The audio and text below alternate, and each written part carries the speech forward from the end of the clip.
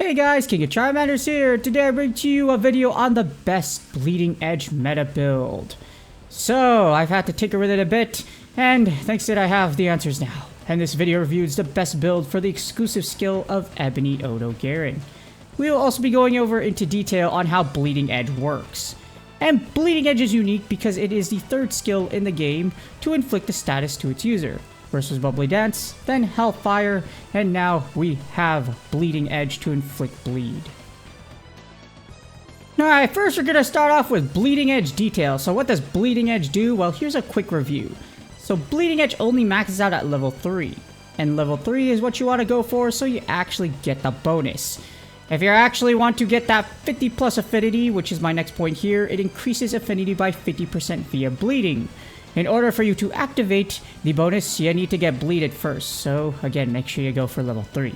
And just in case you're wondering, what's the benefit of this by increasing your affinity? Well, critical chance equals critical hits if you manage to land them, and it's 25% more damage. And speaking of damage, well, here's the Bleeding Edge build's damage comparison. So we're going to compare the most practical Bleeding Edge builds. I don't just randomly put stuff together. We put together what makes sense and whether or not it's good. So if you plan on investing in it, it's either worth it or it actually is the best of the best or it's something that you can work with. Now, in order for critical builds to be effective, critical chance must be close to as 100% as possible.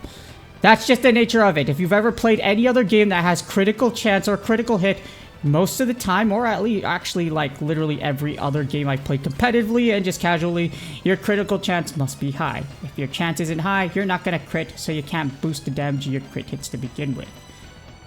However, the thing is, Bleeding Edge is a status affliction skill. Therefore, we have a special skill called Resuscitate. So, if you see per the data right here, what you usually do with critical builds is that you build the crit chance and you build the critical damage. But in Monster Hunter now, there's only so many armor slots that you can use unless you plan on Drift Smelting. But if we look at the data right here anyways, per data, Resuscitate pairs best with Bleeding Edge, not stacking up your crit hit chance or critical bonus as far as crit boost or damage. It's Resuscitate. And in addition, weapons that have positive affinity built into them works best with Bleeding Edge. You see the data right here. We have Ebony Odogaron dual blades having that positive affinity, so that's why you see the numbers going up more versus Black Diablos. Usually you can make up for this because Black Diablos has a high base raw damage, but unfortunately that's not the case here. So again, your weapon must have positive affinity in order to make the most out of the Bleeding Edge build. Moving on, here is the best Bleeding Edge meta build. So if you took a look at data and you're paying attention, you know how to put the numbers together, or if I did the homework for you and you know how to read it, Bleeding Edge works best with Resuscitate.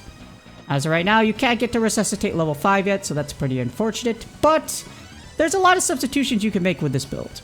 You can substitute the Odogaron mail with the 2025 Carter Full mail if you have it, but you're going to have double lock-on. In addition, a funny little point is that you have bleeding resistance with the Odogaron mail. So if you're facing something that could bleed you like Odogaron or Ebony Odogaron, you kind of don't want to have the Odogaron mail because you want to get bleeded on. But yeah, you don't want to get hit on purpose. So there's one right there. In addition, you can also substitute the Rathalos mail with weakness exploit level 2. If you looked at the data, it's a whole 1% better. But the caveat to this is it's less consistent. Because for weakness exploit to work, you must hit weak spots. Whereas if you just use regular crit eye, you can hit whatever the heck you want, regardless of whether it's a weak spot or not. So this build will give you Resuscitate level 4, as well as Bleeding Edge level 3, along with Critical Eye level 2, to give you that extra little affinity boost. Again, this works best with weapons with crit positive affinity, so if you're using it with anything else, like negative affinity, etc., it's not going to work too well.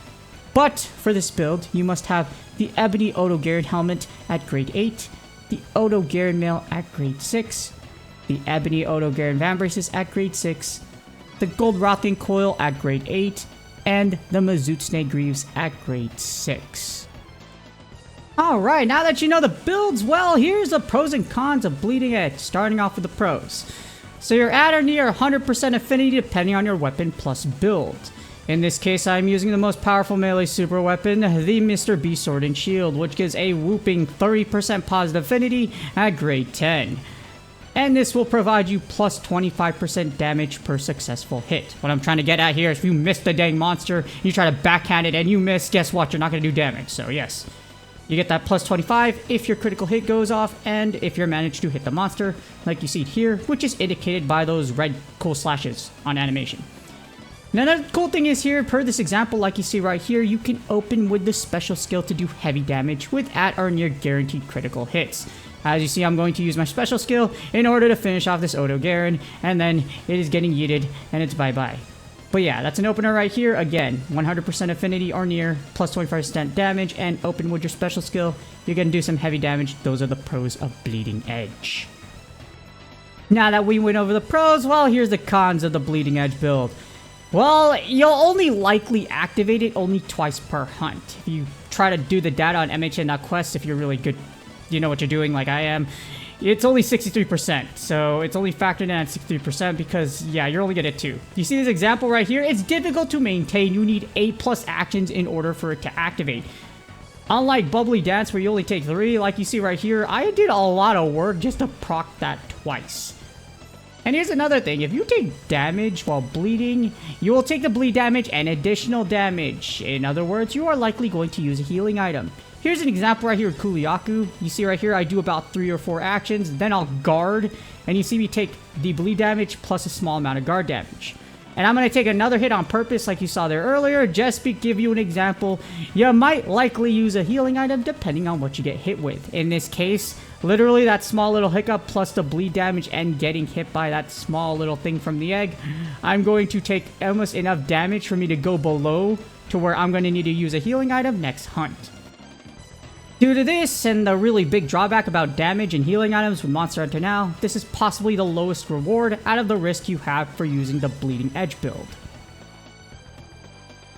And to wrap it up overall, should you invest in this build? Overall, no. If you're using it for fun, why not? Go ahead, it's something interesting to use, but Bleeding Edge would need a serious buff before ever being considered meta, even amongst the status affliction, whatever's out there for resuscitate builds. The reason is, it's because it's too inconsistent to rely on and has a heavy punishment if you happen to make a mistake. You don't want to use healing items. Healing items is already a problem in Monster Hunter Now, unless you're absolutely cracked out like I am. You could just absolutely body whatever you need and without worrying about taking damage. So yes, unless it's heavily buffed, unfortunately, it's not anything to write home about, and you're definitely gonna not want to use it most of the time, unless, again, you're just trying to use it to have fun. Hopefully this video helps you decide whether or not you want to invest in a Bleeding Edge build.